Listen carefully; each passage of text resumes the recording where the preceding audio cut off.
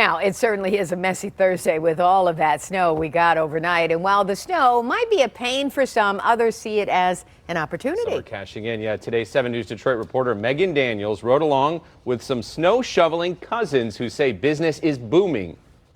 It's an all-out effort for the biggest snow day of the year here in Metro Detroit. And while snow can be an inconvenience for some, it's a large part of others' livelihoods. All right, if you can send me your address, I'll put you on route and we will get there and send you a picture when we're done.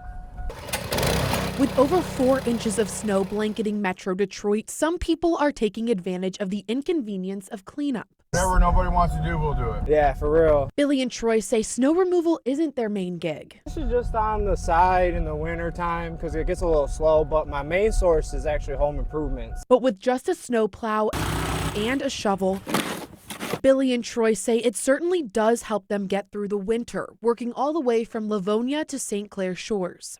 You know, we charge about 30 a house, 35, depending on the driveway, and it adds up pretty nice. And it isn't just extra money during a slow season. Everyone gets up, sees the snow, and they're like, oh, I don't feel like shovel. It's essential for those who may not have an easy time doing it themselves. I did shovel, I did. But then when I was done, I had a complete meltdown because I was in so much pain. For people like Sally, who say after a shoulder injury, she's unable to take care of her driveway and walkway alone. It's going to save my back, and I'm really not interested in owning one of those machines that probably I would get injured using anyway.